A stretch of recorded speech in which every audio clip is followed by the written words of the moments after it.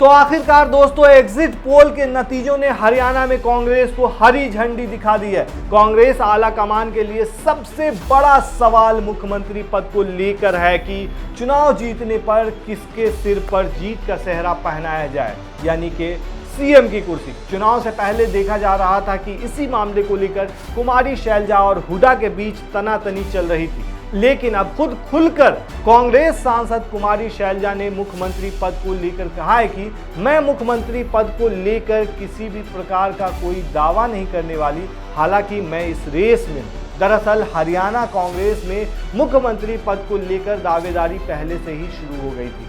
पूर्व मुख्यमंत्री भूपेंद्र सिंह हुड्डा, रणदीप सुरजेवाला और कुमारी शैलजा मुख्यमंत्री पद को लेकर अपनी इच्छा पहले ही जता चुके हैं एक तरह से। इस मामले पर अब कुमारी शैलजा ने खुलकर बात की है। विधायकों के जरिए मुख्यमंत्री चुनने की प्रक्रिया को गलत बताते हुए उन्होंने कहा है कि मैं इसके पक्ष में नहीं हूं, विधायक इसके लिए उत्तरदायी नहीं होने चाहिए। अगर विधायकों के ऊपर यह फैसला छोड़ा जाता है तो इससे और अधिक गुटबाजी हो सकती है। इस गुटबाजी से बचने के लिए आला कमान को ही यह फैसला लेना चाहिए कि जीत के बाद कौन मुख्यमंत्री बनेगा। तो कहीं ना कहीं उनके इस बयान को देख करके अंदाजा लगाया जा रहा है कि वो इच्छुक हैं सीएम की कुर्सी संभालने के लिए।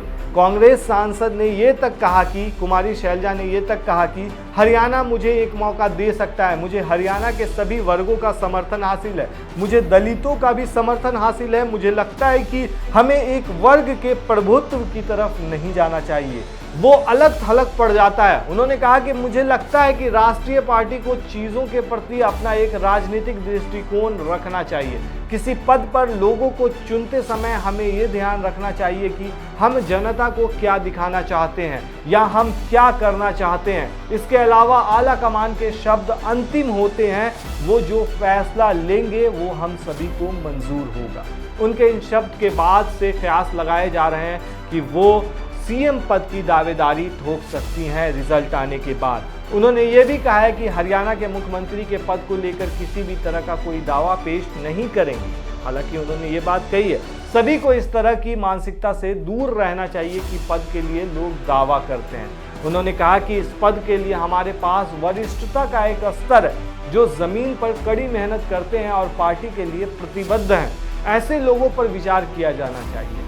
उन्होंने कहा कि किसी भी पार्टी की हर राज्य इकाई में समूह होते हैं, इसलिए केवल हरियाणा या हमारी पार्टी के ऊपर सवाल उठाना गलत है। हम सभी ने मिलकर जमीन पर इस चुनाव में कड़ी मेहनत की है। तो ऐसे में उनका जो कहना है वो आप समझ सकते हैं। और वहीं एग्जिट पोल के नतीजों पर उन्होंने कहा कि मुझे विश्वास है कि हरियाणा में कांग्रेस पार्टी 60 सीटों का आंकड़ा पार कर लेगी। लगभग 7 एग्जिट पोल्स ने अनुमान लगाया है कि पार्टी बहुमत के साथ सत्ता में आने वाली है। एग्जिट पोल के नतीजों के अनुसार हरियाणा चुनाव में कांग्रेस को अच्छी बढ़त मिलती हुई दिख रही है। बीजेपी को इस चुनाव में हार का सामना करना पड़ सकता है। मंगलवार यानी कि 8 अक्टूबर को होने वाली मतगणना के बाद जम्मू कश्मीर और हरियाणा को अगले 5 साल तक कौन सी पार्टी नेतृत्व करेगी, इसका फैसला हो जाएगा।